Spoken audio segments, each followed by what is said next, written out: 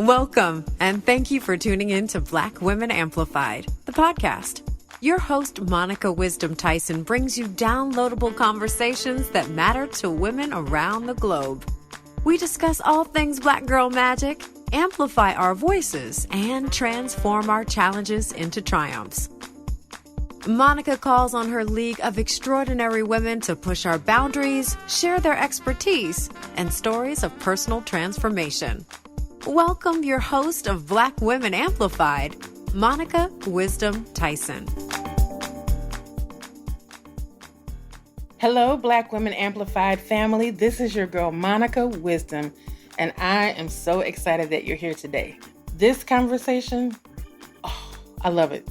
I love it, love it, love it, love it, love it, and I can't wait for you to hear it. But before we get into the introduction, let's do some housekeeping. But even before that, I just had the best time at my girl Cheryl's birthday party. It was a celebration of her young 60th, and I tell you what, we partied. I know the next day, people were just sitting in their chair because we partied like we were 20. It was amazing. She looked beautiful. People came from all over the country. I call her the mayor of the town that we live in, the real mayor. She's a mover and a shaker, but she is humble, beautiful, kind, very generous, and just an amazing person.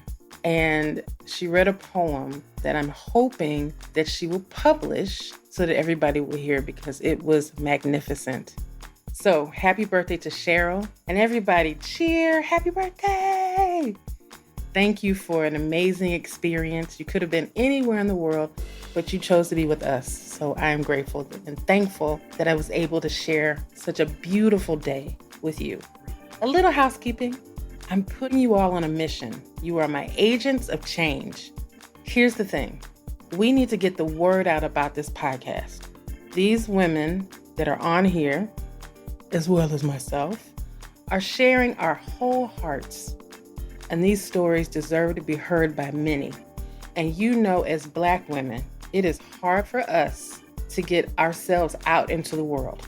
These are stories of adventure. These are stories of challenges. These are stories of triumph.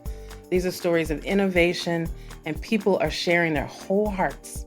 And so I know that you're inspired, and I know that people in your tribe will also be inspired by these stories. So take a little time and go to the Black Women Amplified Instagram page. Share the information in your stories. Share them on your page. Text them, tweet them, all the things. And get the word out. Because here's the thing. Black women work better in community. So your support helps this community grow. If you're not hanging on the Black Women Amplified Facebook page, please hang out over there as well if you're on the Facebook. So that's all I have to say. And besides, subscribe, rate, and review. I'm going to say that 1,000 times. Subscribe, rate, and review. Anyway, that's the precursor to this incredible interview. I can't get my words together. I'm so excited to introduce this to you because this is a historic moment in time. It's not my history, it's theirs. But I'm going to celebrate with them, right? These women have made history. Oh my God, not only have they made history, but they have broken through an area that Black folk have been locked out of. I've been telling a girlfriend of mine, I feel like that this is the season of the Great Restoration, and they are restoring the land in a way that I never even imagined. Honestly, never even thought about. But let me get to the introduction so that you can get to know them and that you can get into this conversation because I'm so excited. It is a story, an adventure. It reads like a movie. It was points of the conversation. I literally forgot that I was interviewing them and I was sitting there with my mouth open. So I was like, what? Anyway, can't wait for you to have that experience yourself. Let me introduce to you Jazmine Irving and Ivy Wilborn. They are college besties who met at Spelman University. Listen, they graduated from college and their life became an amazing adventure together. From moving to the Big Apple back to California, Ivy is a celebrity floral designer and event planner, and some compare her to the great Preston Bailey. Her A-list clients include Miley Cyrus and the Smiths. You figure out which Smiths. Jazmine is a force of nature, a former basketball player and philanthropist. And she is the founder of Grab a Ball and Play, an organization that helps inner city youth. During the pandemic, like all of us, business stopped. Needing a break from all of the things that were happening, they packed up their kids and drove to Mount Shasta. And that's where the next great adventure began. They went up there for peace, quiet, fresh air, and open spaces.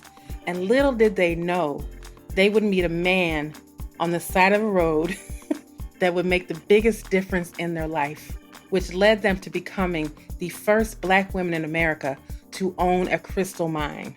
This crystal mine is just not any crystal mine. It was formerly owned by Tiffany and Company. Now, listen, you know I'm excited about this conversation. Let me introduce to you Jazmine and Ivy, and please give them a warm Black Women Amplified welcome as they share their story and their adventure. Hello, Ivy and Jazmine. Thank you so much for joining the Black Women Amplified podcast. You have no idea how excited I am. I am a crystal fanatic. So when I saw this, I was like, wait a minute, are they decolonizing the industry? Yes, we are. Yes, we are. One rock at a time. One rock at a time. That's right. Before we get into the whole story of how you own a mine, the whole process, I want to know more about the village that raised you, because who even thinks that one day I'm going to own a mine? Definitely not us. I used to run nonprofits. Ivy used to be a celebrity event florist. We both always had an independent entrepreneurial spirit to us, but never in a million years did we think we would be miners or mine owners. And that's just how life works. Yeah. Like the universe kind of brings things to you when you're supposed to have them. Yeah. So I think we were just in a place ready to receive, and we received. Yeah. Right place, right time, and right hearts. We were both very open to it. So, and that kind of leads to our story about how we got here. Now, before you bought the mine, were you all crystal girls and outdoorsy people? So we'll tell you the story of how we got here. Okay. We were very much outdoorsy people. We were very much rock hounds. We go to the beaches and, in the woods and pick up rocks and stones all the time. And during the pandemic, we live in LA, and our girls were out of school for several months. We decided to go up to Northern California, to Mount Shasta. He said, we're going to go spend a week in the woods. And we rented a cabin and we packed up the minivan and we drove up to Northern California. And so we were going to waterfalls one after another. And we were on one waterfall and we see a Black woman. There are very few Black people in Northern California. In this area, yeah. Especially in this area of Northern California. And she was an older Black woman with her niece, and they were walking away from the waterfall that we were going to. And this is in the height of the pandemic where everybody has their masks on outside. And, we were okay, we gave her the nod and she gave us the nod, and she stopped and we said, hey, how was the waterfall? She said, it was great, but you've got to go to this other waterfall. It's called Bernie Falls. And, we were okay, and she's like, no, you've got to go to this other. Yeah. So we're like, okay. Our day, and we look up the waterfall and it's like 2 hours away. And we're like, you know what? Tomorrow's our last day. We'll go tomorrow. And went home and got up the next morning and made the 2-hour trek to Bernie Falls. Well, we're about about a mile away, Bernie Falls, and there's a man in the middle of the road and he's waving his arms. And so we slow down and, we roll down the window and we were like, are you okay? And he said, no, I hit a deer. And so we were like, well, his car's all mangled up, and he's like, I've been out here for hours. I can't, there's no cell reception. Nobody will stop. And so we were like, we tried to call 911, no cell reception. And, by then it's like, we'd already been talking to him. We just looked at each other. We said, we've got to help this guy. Put on your mask, get in the car. And we drove him to the Wait a minute. Hold up. Put their hand up. This is already sounding like a Lifetime movie. It is. It gets better because there's more of a Lifetime movie aspect to it later on. It does. So we drove him to the next town And he looked harmless. I'm from Philly, so I had a golf club in my car. I keep going there. You were ready. You were ready. Like, we're ready. We're ready. We're ready. You're like, we can take what we need. And so we drove him to the next town, and we called, he called AAA, and he called his wife, and now we realize he's in the middle of a road trip. So it's like nowhere near to help him. AAA is like, look, you can't get in the car with us because of the pandemic. We'll take the car, but not you. So we're like, we can't just leave this guy on the side of the highway. So we said, we're committed now. We drive him back, and we're like, we're going to wait for you to get towed, and then we'll drive you back to the town. Well, 7 hours later, we've gotten to know each other a little bit.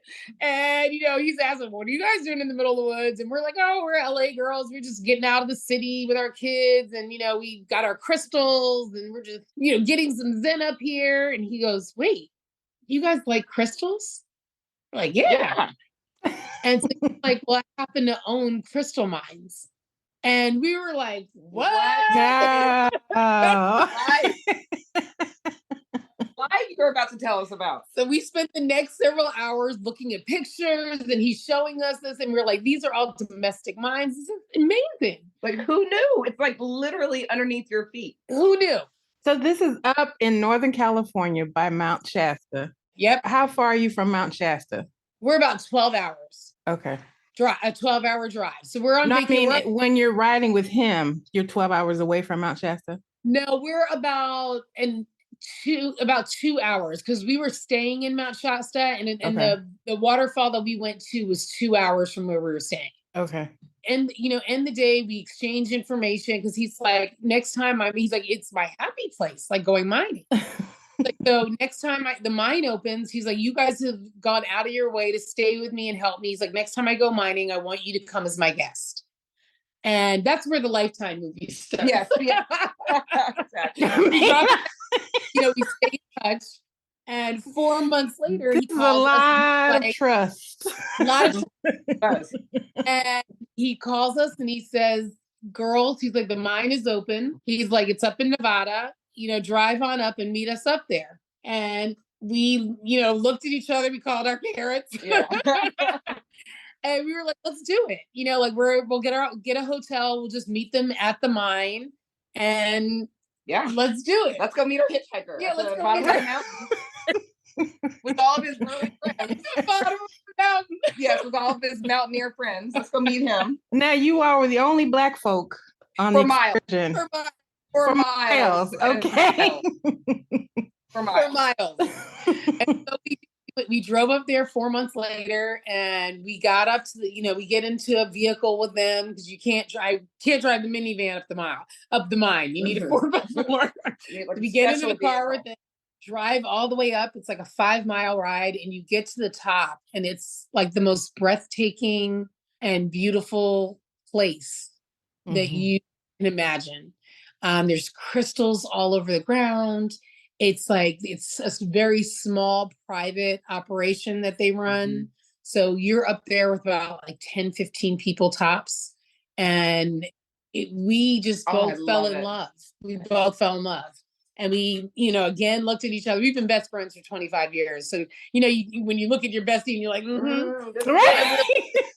But we're like, this is what we're about to do for the rest of our life. We're about to be miners. Like, I don't know how. So there was no verbal conversation. You just look at each other. No, we just were like, this is it. Nothing else that mattered from that moment on. Now, we're a little bit backstory. How did you all meet and become besties? Like, I want to know all the secrets. Because I have a bestie of 30 years and we know all of each other's secrets. We met in college. I went to Spelman. Ivy went to Howard. And we met because I used to drive up and hang out at Howard every other weekend. I used to party at Howard. Because that's where the boys were. Yeah. I would drive up and I would hang out I had another bestie that went to Howard. She would fly down to Atlanta every other week, and I would drive up. Her mom worked for the airline, so she could fly for free.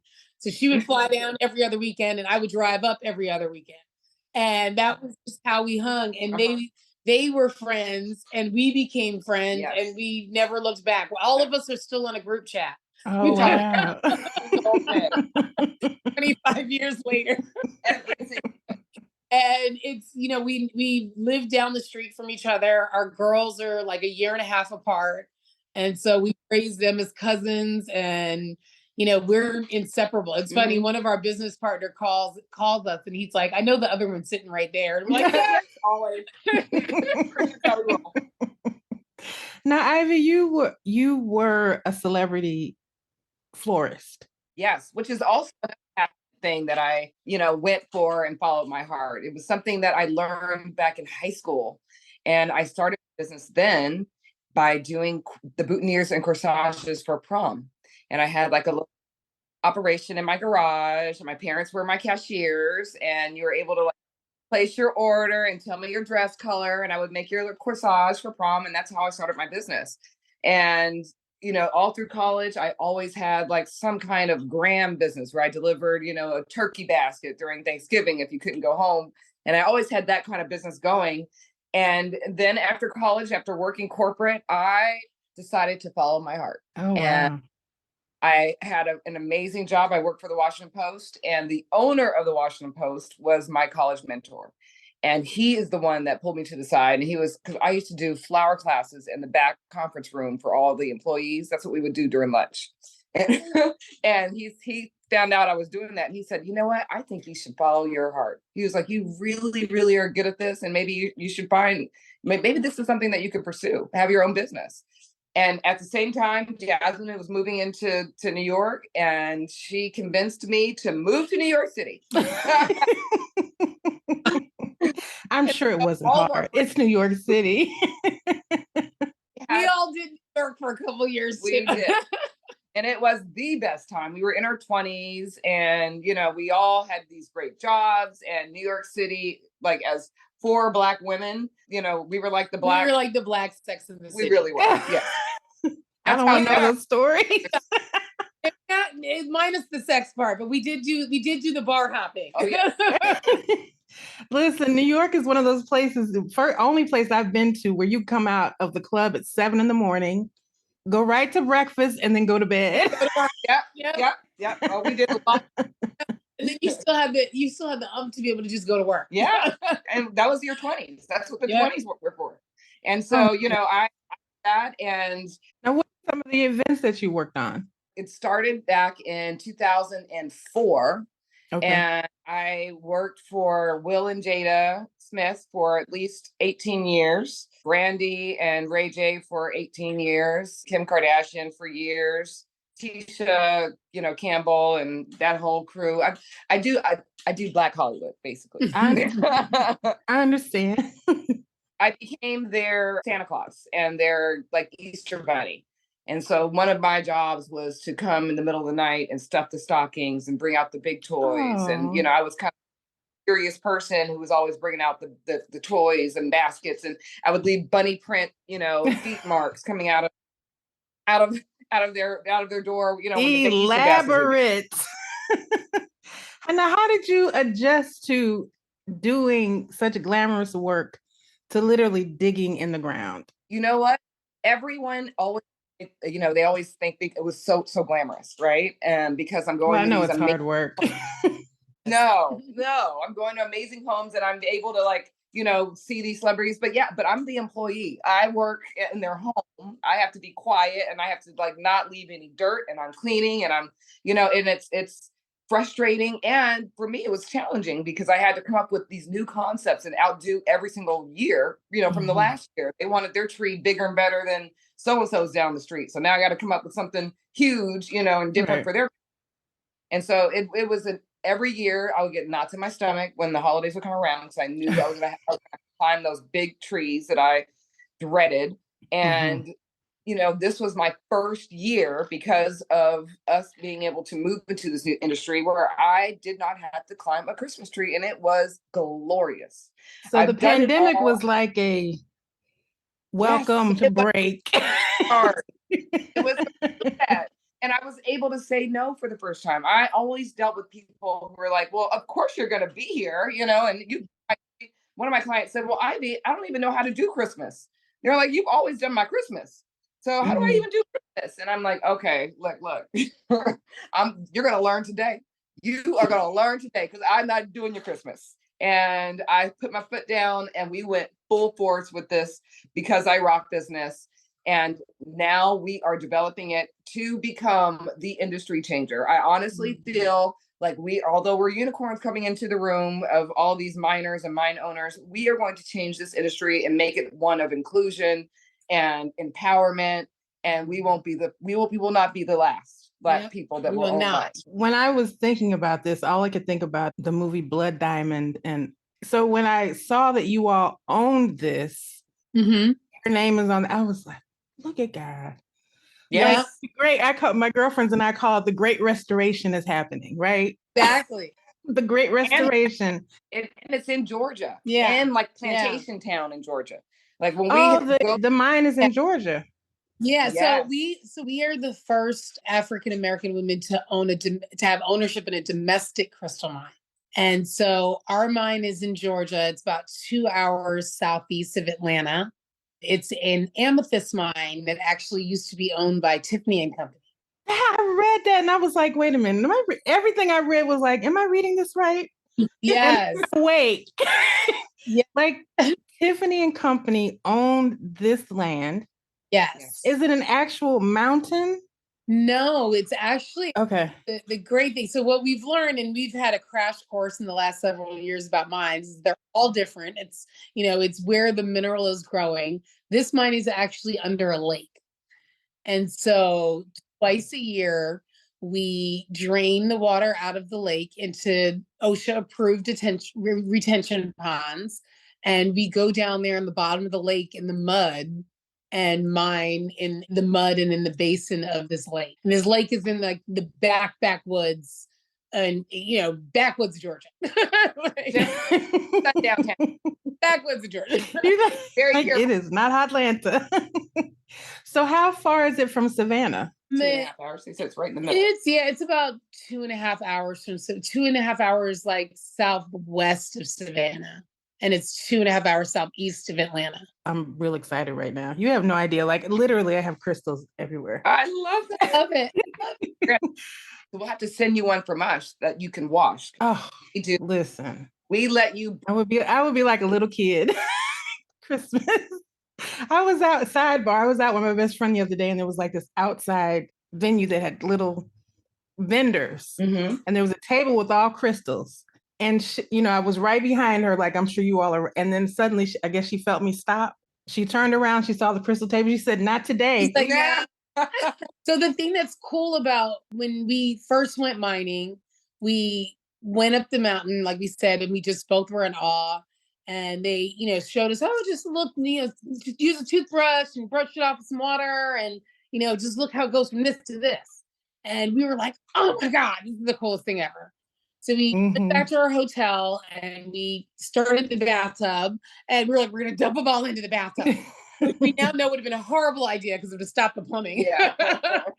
But so we started doing a couple in the sink while we were waiting for the bathtub to fill up. And it was like, oh my God, look how easy with just a toothbrush, it just goes from like this dirty ball into like a gem. And this is one of the ones, this has just been cleaned with a toothbrush. I know they can't see it, but I know you. I can see it. Is it a quartz? And this mine is smoky quartz, and it has citrine and amethyst running through it at this particular mine. This one is just smoky with citrine in it. And beautiful. So we were like, this is an idea. Like, hold on a second. And it was like at that moment, like we were still in the high day that we were like, wait a minute, I think that we could bring this to other people as like an activity for people to do. And so we had scheduled a birthday party for one of Ivy's old clients. It was like the pandemic, we were just coming out of it. And we were like, let's do this. We were doing this private birthday party in a backyard where everybody's social distancing with the mask and the whole nine. And we set up these little jars with dirty crystals in them. And we were like, you can take it and just wash it off and reveal your crystal. Let's see how this works. And we got our little label makers and labeled them all Because I Rock. We'd come up with a name and we got some bags and put some stickers on them. And we were like, oh, we have a company. This is what we're doing. Because I Rock.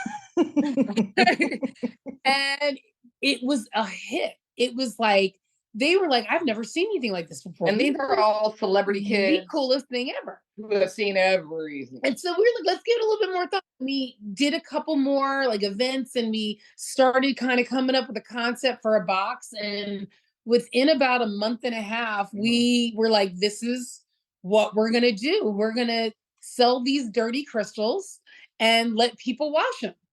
And for the last 2 years, that's really amazing. done. It's nobody is doing it in the industry. We mine them all domestically ourselves. So we mine them from either Nevada, Georgia, or New York. So they're all US grown. We leave the dirt still on them and allow customers to wash them themselves. And it's like, you talk about how you love crystals and you see them in stock.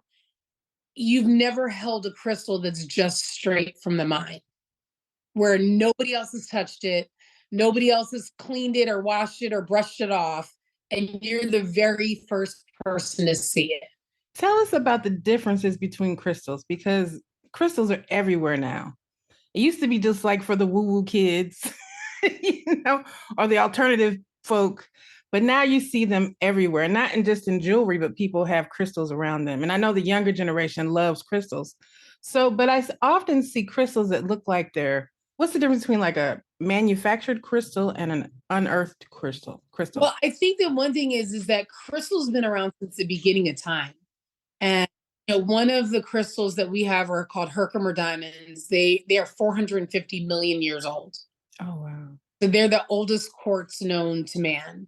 We also have our amethysts are about 50 million years old, 40 to 50 million years old. And then our smoky quartz are about 1 to 10 million years old, depending on the size. Crystals have been around since before humans, since before animals, since before anything. And then just in ancient culture, they've been used from the beginning of time, from the beginning of cultures. We both listened to a great podcast earlier today that was talking about just the power. Like, crystals are in your watch, in your cell phone, in your battery, especially quartz, the type of crystal that we mine. But we like to say that we balance that line between the woo-woo and science.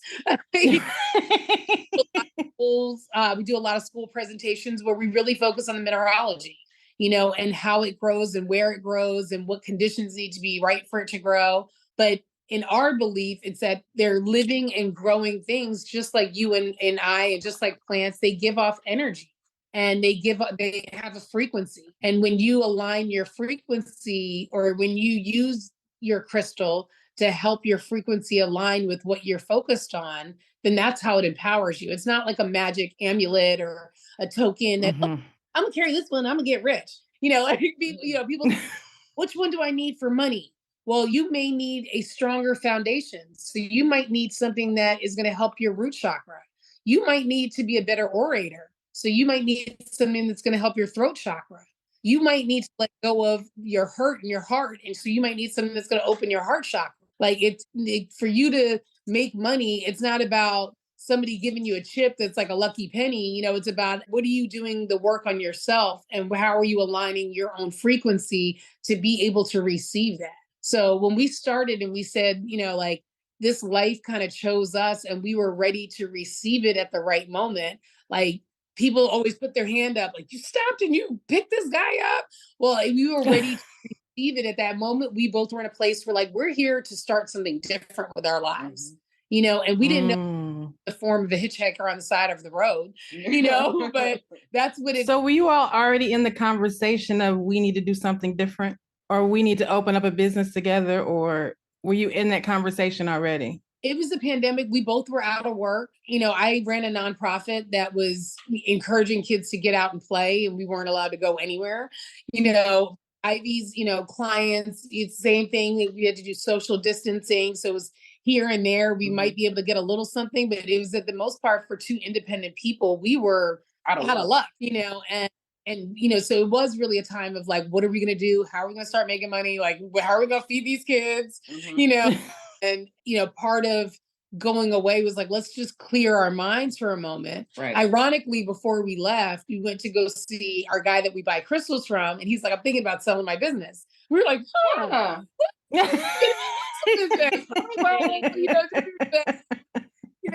like, good thoughts, just, and then we go and we meet this guy, and it didn't happen immediately, but it's happened so fast at the same time. And it really was just faith, like having faith that what we were walking into was something that was better than what we were coming out of. And, we still we're working now, like I'm saying, is we decided we were going to be crystal miners. We decided this is what we were going to do, but we didn't know how we were going to do it. And we went back to our kids nicknamed the guy that hit the deer Mark, because he hit a deer with DEER. And so we called Dear Mark after we went mining, and we said, how do we become miners? And he's like, he was like, slow down. Yeah. Calm down. I invited him to guest, and we were like, no, we want to do this. We want to do this. And he's like, well, call Paul, one of the guys you met on the mine. And so we called Paul, and Paul agreed to mentor us through the industry. And so like, come on up. He's like, let's sit down and talk. So we drove up to his house in Sausalito, and we, brought our kids with us, like, that kid's good. Sausalito off of San Francisco. Uh-huh. Nice. And so we drove up, and we have some friends that stay in Oakland. So we stayed with them and then drove over to his house that next morning. And we said, hey, we how do we do this? And, our skills are, we're, used to be event planners, and we know how to do things. We're hard workers. We know how to put things together. And we think that you should take people on mining trips, and we'll organize all of it. And so he's like, that's not a yeah. So we started a company with him called Peak Experience, where we take people on like high-end mining trips to these mountains. They're only open a limited number of days a year. So we take them to two different, either the Georgia mine or the Nevada mine. It's, a full immersive experience. We give them their mining gear, and we polish up stones for them, and everybody gets pieces of jewelry made. And, we document the whole thing for them. So it's like one of those once in a lifetime trips that we put together as like a, once in a lifetime experience, adventure. Mm-hmm. And we work between them. For us, we're the coordinators of it all. And we sell these trips. And so for us, it was a way for us to be able to keep going mining. Yeah. We were like, and,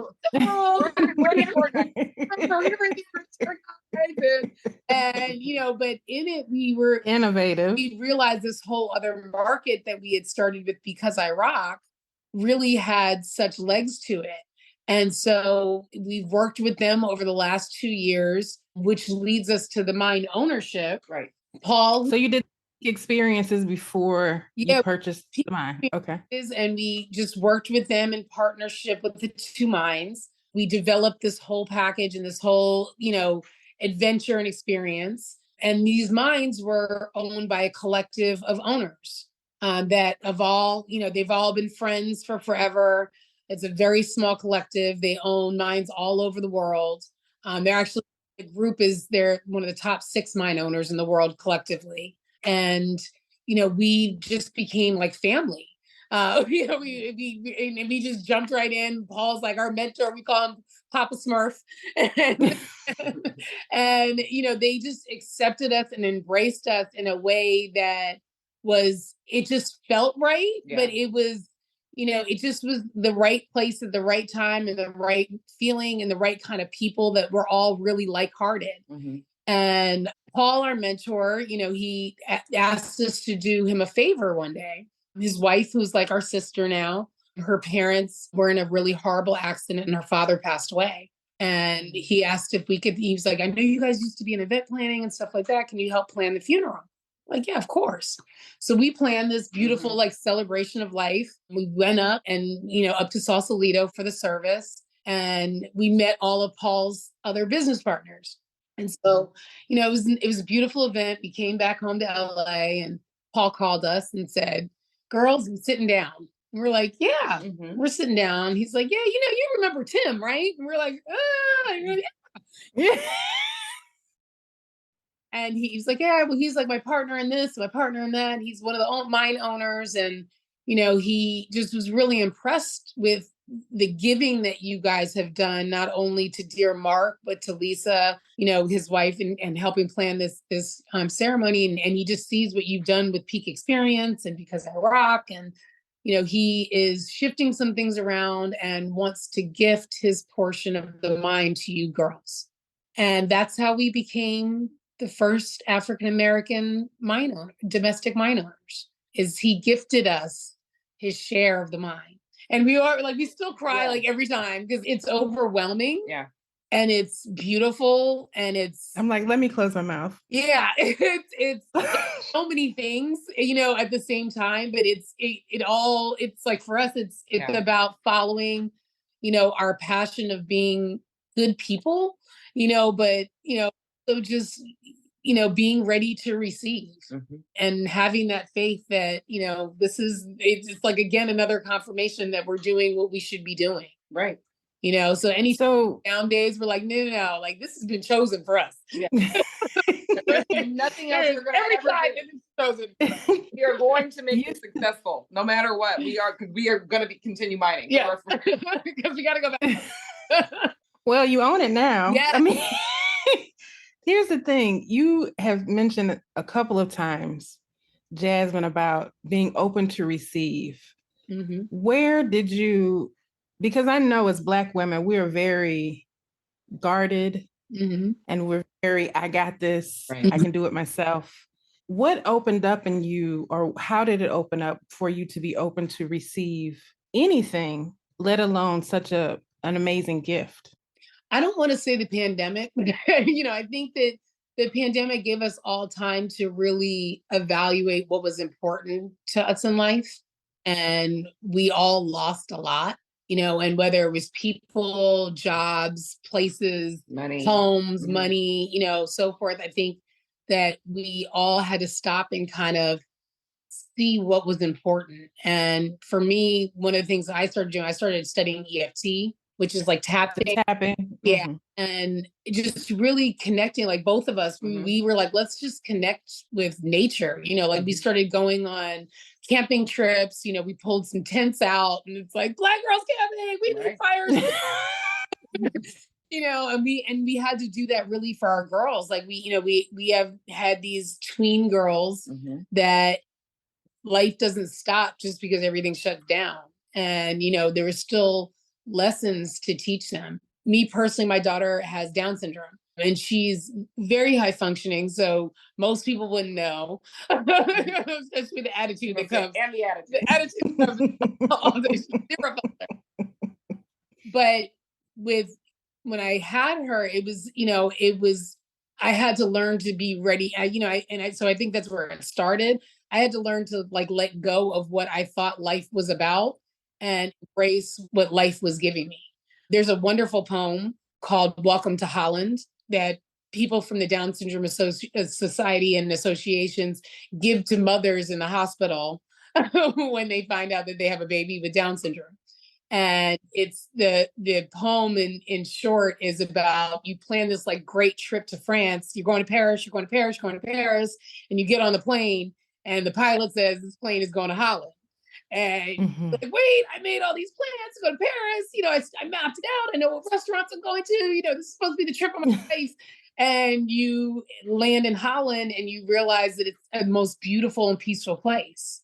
It's, really about taking what life gives you. It's not always going to work out the way that you want, but there's so many beautiful things that come out of it. And I wouldn't change anything about my daughter.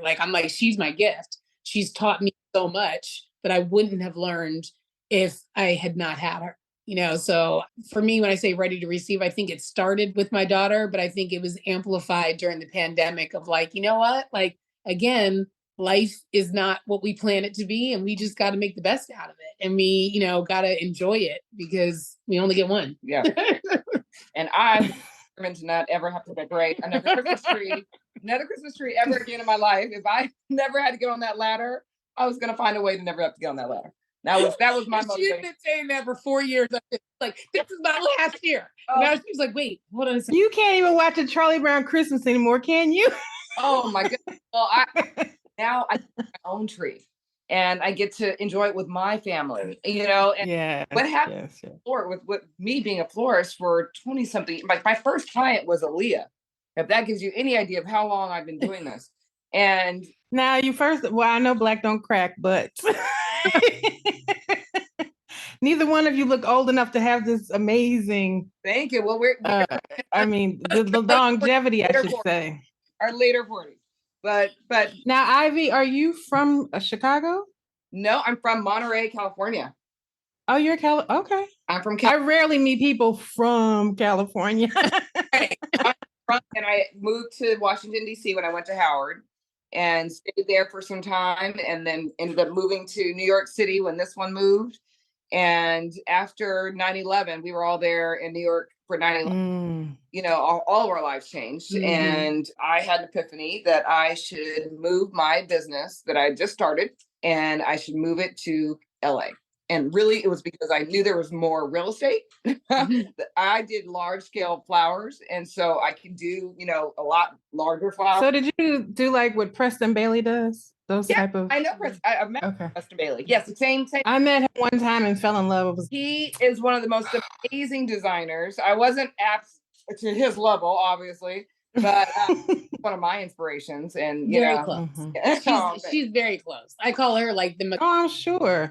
She's like, oh, give me 2 twigs and then just do. I'm like, what? That's what the challenge was. You had to always be on this, you know, having to come up with the next idea and the next, and they wanted it all bigger and better and bigger, you know. And I had one client that wanted me to give them 3 examples for every one arrangement so that they could choose. So imagine having to do 3 times the work just so that they can say, choose that one.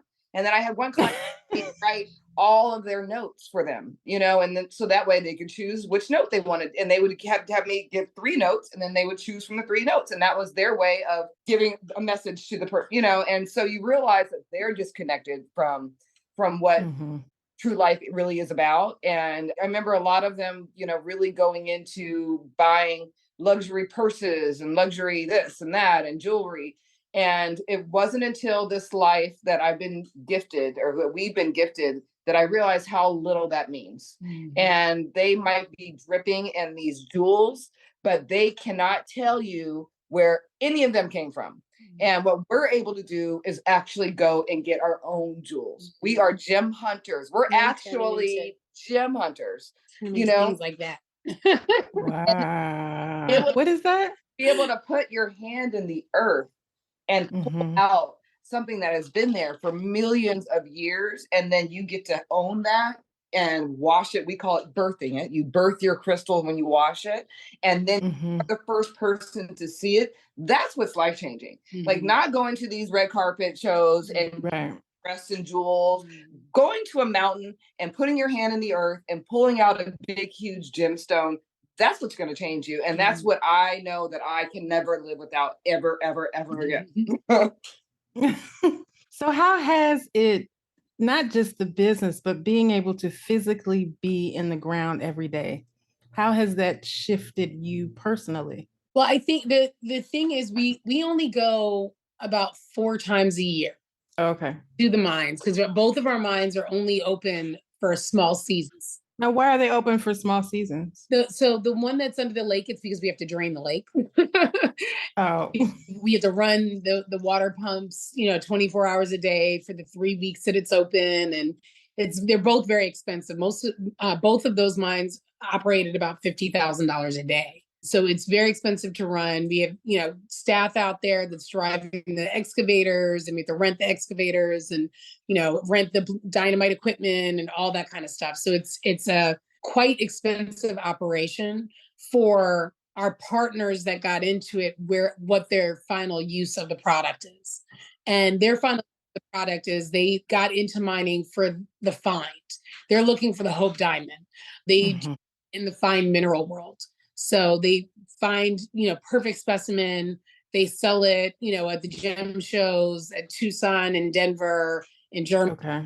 I call it in their $1 million rocks. You know, it's like they pull out pieces and they're like, oh, that'll pay for the dig for the year, you know, and then you know what I mean? Like, and they're like, okay. material that they're looking for. And when we go, we get to dig for it too, but it's company property if we find the $1 million piece. Okay. The assets of the sale help pay for the digs, and then, whatever's left over from operations and stuff like that, then we all get to split. When we went the first time, and that's what we brought back to them when we went to meet with Paul, was we realized that there was a lot of material that was being discarded. And mostly when you go to like crystal shops and you see like those polished stones, those shards, are not fully perfect gems, are normally sorted, they're cleaned, and then they're sold to people that will tumble them. They're, sold to people that will tumble them and then sell them to crystal shops. So they get rounded pieces of, this is smoky quartz, this is that, and people make bracelets out of them. And, there's all different kinds of end use that could be for them, but they're only open a small season. So it's not like they're constantly producing that material. Okay. For us, so it's like their business in that market isn't that grand because they're not, it's not like the huge mines where they're day in and day out collecting this material, and then they have vendors that they're mailing them out to all over. So for us, when we started doing the cleaning, we were like, wait, we can box this up dirty. They're like, wait, you have people paying you to clean crystals? Like their biggest expense. They're like, you know how much money we have to pay to get these things clean? We can sort them, and then you gotta do. So it's like they were like, "You guys are genius," We were like, "Wait, look, it's such an experience that people don't get to have, and nobody else is doing it. Like, not be the first people doing it, And so that, like, for us was like, we're doing something different. We're doing something unique, and like the joy that we get of mining when we go mining, because it's, again, the most exhilarating thing in the world to go into the mud or go into the mountain. We've been to like different kinds of mines because now we're part of the mining community, so that our partners have us go to mines, and we're like, oh, now we get to mine for gold. Ooh, now we get to mine. But when we do, so you've been to a gold mine? Yeah, which is a whole different experience. It's inside the cave. Like that's when you go into. And you do it with a metal detector. So it's like, but what we do now is we have our online store where we sell our kits. And this is like what one of our kits look like. Looks like. It's just like a little simple box. We give you instructions with it, and you get a bag of dirty crystals. You get your own little like toothbrush to wash it off. You get your own little like cleaning solution and shine solution. So it's like a whole little experience. It's a mining. It's a mining experience in the box. We call it all in the box. You all should do subscription boxes. You know what? We are getting into doing ones as we acquire more mines, because our selling point. Hold on. Flex. Yes. As we acquire more mines. Yes. That's right. Because our selling point is that we mine them ourselves. It's like you can get other ones from all over the world, but like these are ones that are domestic, and that they're hand chosen by either us or one of our partners. So as we start to it, then we'll have enough to do like a monthly subscription. But right now we offer 3 different stones. We offer smoky quartz, amethyst, or Herkimer diamonds. And in it, it's, we do it as these boxes, which is great, but then we also do live events. And that's where we get like our joy, like, because our customers hug us after they're like, this is the coolest thing ever. And then they hug us. Or it's like at every event, at least one person starts crying. They're like, oh, it's connecting me. I feel the power from it. And it's about the story. It is. It's about the story. That are either, like we get the holy rollers to like the crystal thumpers. We get, and then the little kids, like the last big event we did, 2 events ago, this little boy came by and he's like, it's like the veins are popping out of his neck. He was so excited. And so he watched one and he's like, this is the coolest thing ever. And he just kept coming back over, and he was picking up rocks around the park and bringing them back and giving them to me. Now, and it's like, so to have this joy, like the joy of this kid, like just so happy it like made my day. And then we do another event and he comes speeding around the corner, same kid. He's like,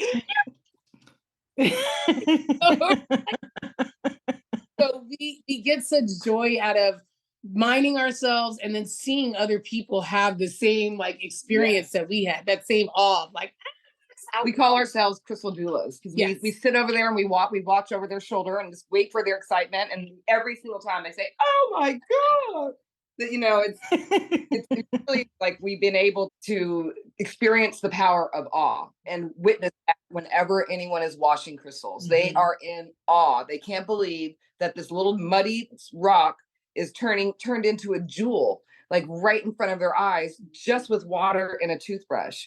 And having that experience, being able to sell that experience from, you know, the smallest kits to doing what we now have is our crystal caboose, which is our little trailer that we take with us whenever we're doing events, which is the coolest thing. It's like a little coffee cafe cart that we go inside and sell our crystals from there, which is our favorite. So cute. You got to check. It's on our Instagram. So when you get off, check our Instagram. Now, does the Crystal Caboose have its own Instagram page? No, not yet, because we just have, and we're right. And we actually talked about that earlier today about doing a follow the caboose. Yes. Follow the caboose. Because right now we're taking it to private parties and private events, but we starting soon. My darling is having surgery next week. Yes. So she's having hip surgery next week. So say your prayers out there for Ivy over here. Yes. And after she recovers from her surgery, we're going to start our Follow the Caboose campaign. Yeah. Where we will be popping up in random locations for people to come and watch crystals. Yes, exactly. Oh, that'll be so fun. Yes. That would be so fun. So what were the challenges that you all had as you were building this business? Because a lot of people, and I'm asking this question because stats have come out that over 40% of Black women are leaving corporate America and they're starting their own companies for reasons of, you all know the reasons. Not feeling safe, not feeling acknowledged, all of those things. So as business women, one, that you all have been in business for a long time, what are some of the things that women should look for as they open up their own companies? And what are the challenges that you all have had making the shift into a whole new world? I think for us, that our biggest challenge has been financing. You know, we pieced together every bit of self-funding that we could, and we're still struggling. You know, we're still like, but our passion keeps us motivated. So, like I said, even when we're on our down days, we're like, we are chosen to do this, and we're going to do this. Yep. We're going to start a GoFundMe if we need to, which we did, and we're going to figure it out. But I think that the biggest challenge, especially for African American women, is funding. You know, and they're not giving us credit from the door. No, they're not giving us. You know, they're like, you can come open a bank account here, but we're not giving you a credit card. You know, so it's like there's, you know, that I think with anybody is a challenge. I think the other challenge for us is that nobody's done this before. So going and trying to raise funding or capital has been difficult in that lens. The great thing about it, though, is that as Black women, we've gotten so much support from other women, and not only just women of color. Like, we've gotten support from women in general that are just like, you girl, go get this. You know, we have 2 stores here in LA that brought us in to have residencies. So we have standing events at 2 different stores here in LA that are both women owned. One is Black woman owned. One is white woman owned, but her full community is embracive of, and they embrace all different types, all the people, beings. And so being able to have other Black women, and we do events all around the city. Most of them are run by women of color. That we found that support in that community so strong that it gives us such determination to be like, all right, we don't need a big old bank right now. We're going to make this work. You know, we're going to figure this out. So I think that the advice that we try to give, because we've been asked, you know, this question in a couple different ways, is like, build your community, you know, and, you know, like, figure out who has your back, you know, who believes in you. Like, we do a lot of social stuff, and we share social stuff with other Black women and other business owners, women business owners. And it's helped us to propel to where we are and help them to propel to where they are. Because it's like, it's good to know somebody has your back.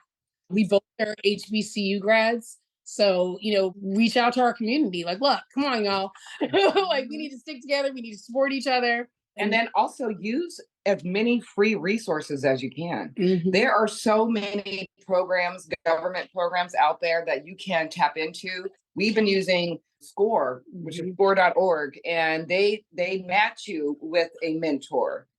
Mentor's job is to teach you how to do it. Like, they won't make the contacts for you. They're going to teach you how to write the right press release so that you can get a lot more, pub. And then, we do a lot of putting ourselves out there. We call the radio stations, we call the TV stations, we send out as many, alerts about what we're doing as we can, because we know that this is a new concept. And no matter who we're bringing it to, we are the first. And we know that they're going to be seeing this for the first time. And that's always a challenge. I remember we did a party. It was actually at Miley Cyrus's house, and she had us come over. Flex. She's one of our clients, but he loves washing crystals. So we a whole bunch of crystals to her house, and for all different varieties for her friends to wash. And one of her friends brought her own crystals because she thought that we were supposed to be washing her crystals. And that was, when she heard she's going to be there to wash crystals, she assumed that that's what that was. And so I call it like the Xerox effect. When Xerox first started making copy machines, people didn't know what a Xerox was, or like what a copy, it's like, so you had to explain, and they had to give a demonstration. And you can't walk around selling copy machines by carrying big copy machines. They used to be huge. So it's like we're stuck in that same dilemma of like explaining to people what it is. We've gotten better at it. We've gotten better at it. We've gotten better at like our elevator pitch. Our live events, people can't leave.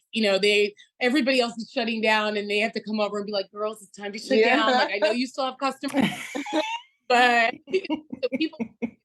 we've been trying, we've been working over the last 2 years really to develop it into something that we don't have to be in front of you telling the story for you to get it. And sent boxes out, or, people that have received boxes. We just got an email yesterday from a mom that said that someone bought one for her daughter, and how cool was it? And now she wants to do a party. She's like, this is the coolest thing ever.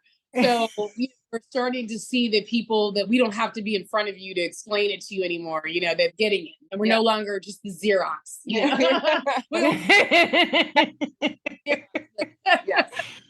It's like the computer. It's like, what is this thing? That's what you should say. We're the internet of crystals. Yeah. We're just the beginning.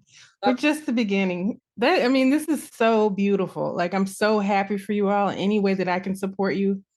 I'm in St. Louis, but any way that I can support you, please reach out. I love to see Black women win. Yeah. Thank you. Especially in an arena that I don't want to get into power to the people conversation, but an arena that we've been locked out of. Yes. Mm-hmm. And see that someone said, I'm going to open the door. Yeah. And let these young women in and let them do what they need to do. And you all have already innovated with your experiences. You've already innovated the industry. Mm-hmm.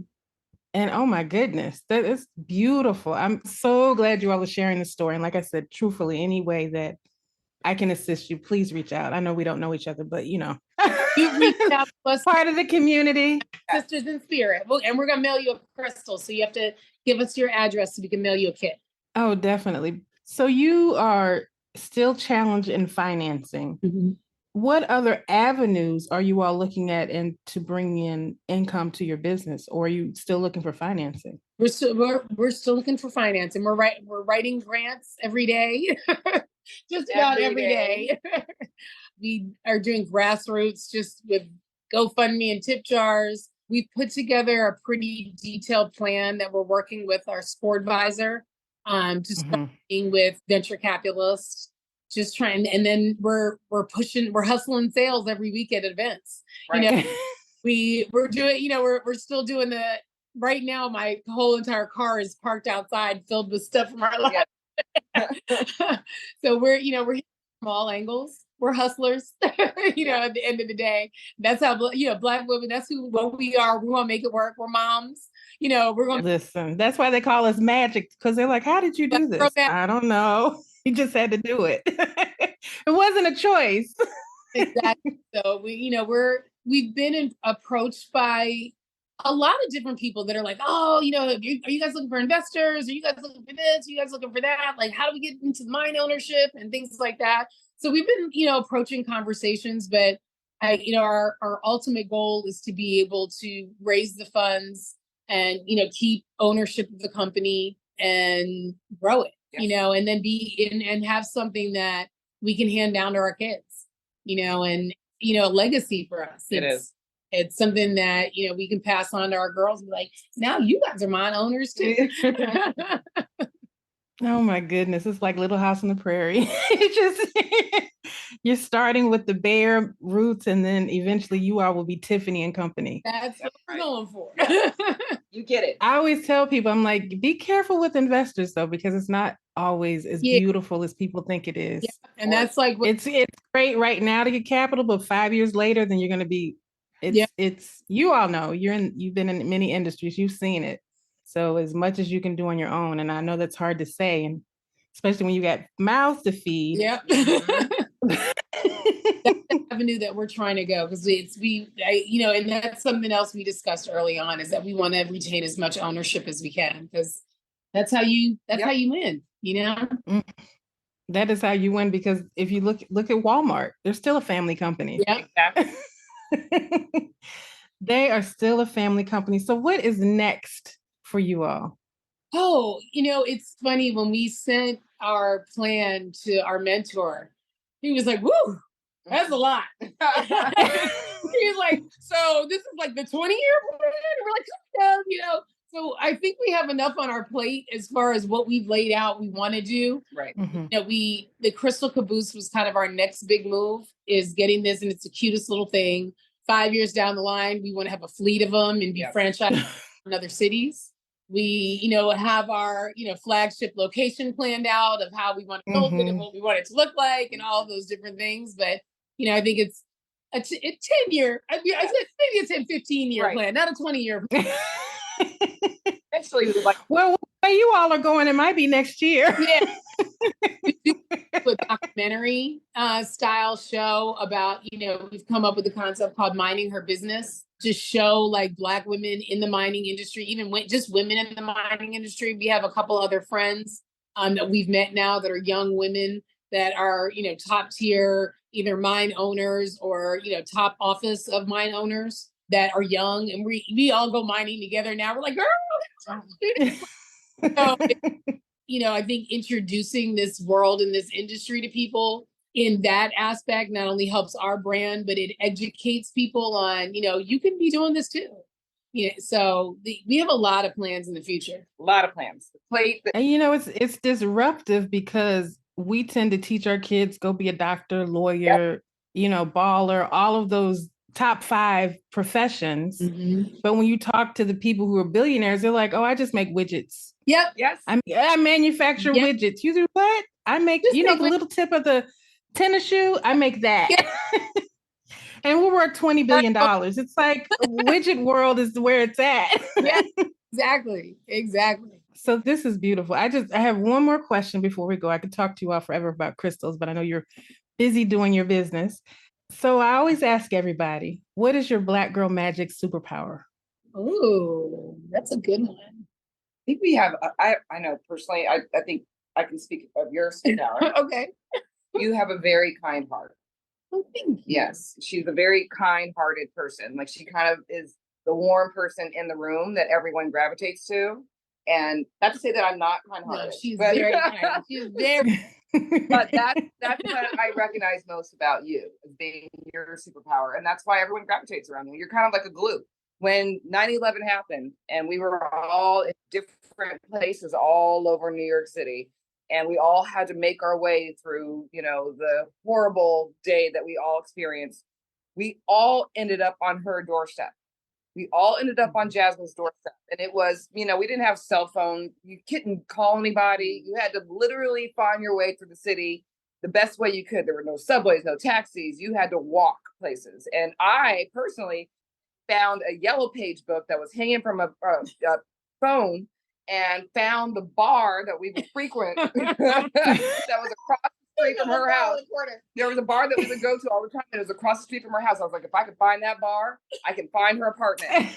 And I found the bar in that yellow page book, and I remember walking up to her building, and then I had to find the apartment because I didn't know which one it was.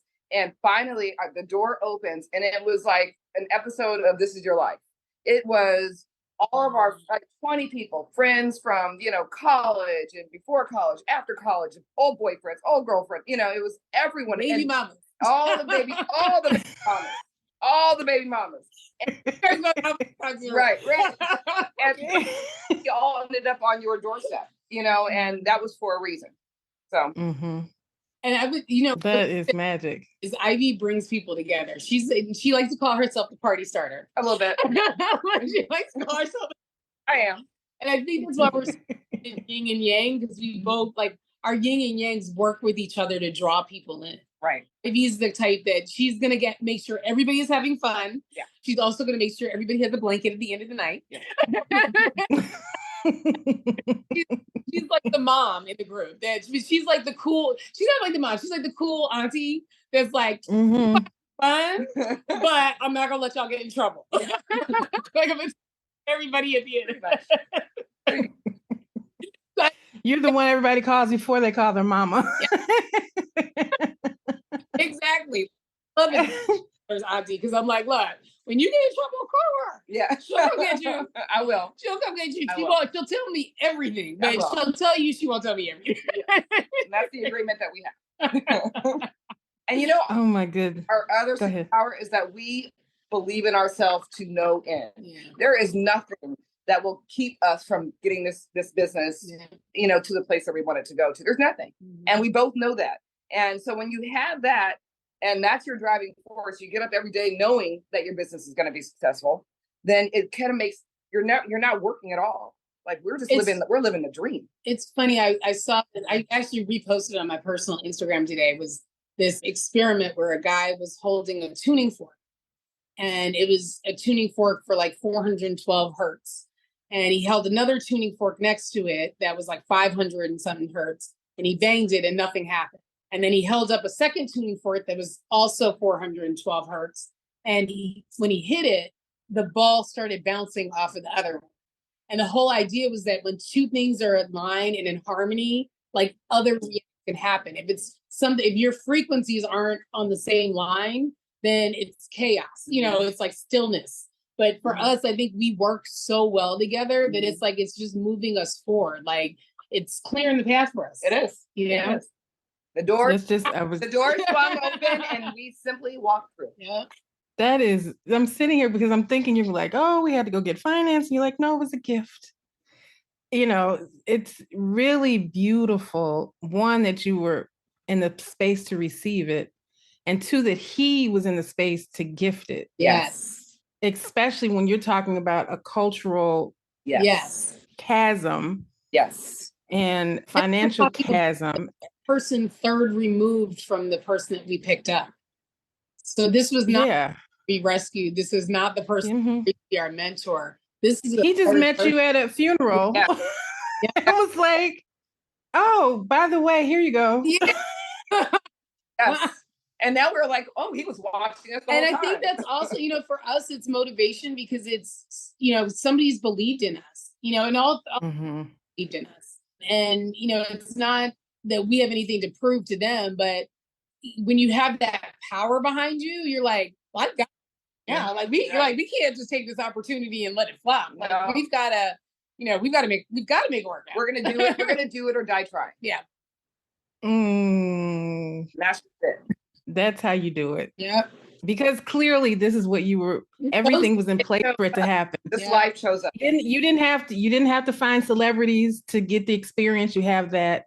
You didn't have to find, a way to do it. It came to you. So everything, not only did you receive it, you attracted it. So that, and both of you were glowing. So I already know that you're magical beings. Well, I have thoroughly enjoyed this conversation. You are welcome anytime to come and chat with me and tell your friend the beautiful artwork is amazing. I know. Thank you. Lita Rawls. You can look her up. She's fantastic. I mean, she blows us away. But I have to tell you, this has been a very inspiring conversation. It is a exercise in trust and faith, and you all have passed the test. Thank you. And the fact that you said yes, because we often say no to what we've been praying for. Yes. And I'm really, really inspired. And I'm so grateful that you all said yes to me. Yeah. So thank you. Thank you. Thank you. Thank you. I really appreciate it. Thank you. You are welcome. So are you going to go dig in some dirt now, or? Well, we're going to daily wash. We get to wash 2 crystals a day. That's what we allow each other to wash. So we'll wash. Can't get high supply. You're only allowed to do 2 a day. Otherwise, you'd be there all day. All day. Very, very. Well, now we started videotaping it so that we could at least use it for social. Because before we were washing, I'm like, they were like, hold on a second, maybe we could videotape these. So we got about making our habit productive. Yes. That's amazing. Well, thank you again. I appreciate you all being here. Thank you. And like I said, you are welcome anytime. This has been a beautiful conversation. I can't wait for you all to hear it all done up. Look forward to it. And send you a box. Send us your information so we can send you a box. Oh, I can't. Listen, I'm going to be like a little kid in the middle of the floor. And then you just have to take a before picture before you get them clean, and then send us the before and the after. That's all we ask for. Oh, I definitely will. Do you all know Cedar Lewis? No. That owns Miracle Buttercream? No, I don't. Okay. She was on the show a couple of months ago, but she is Butch Lewis's daughter, but she used to be in television production. So you all were talking about a TV show. Yes, yes, absolutely. And now she has her own Miracle Buttercream. She sells nice. What is it? Shea butter. She makes her own butters. Wow. So I'm going to connect you all via email, and maybe you all can do some connecting. That would be fantastic. Appreciate that. Thank you. Again, thank you all for being on the Black Women Amplified podcast. I really appreciate your time and your energy and your stories and sharing all the things. And may God continue to gift you with everything you need in full abundance and prosperity. And I'll talk to you all soon. All right. Thank you. Have Bless a good day. you. Bless you. Thank you for listening to Black Women Amplified. We hope you enjoyed the show. Be sure to subscribe and log on to blackwomenamplified.com for more information. Keep shining.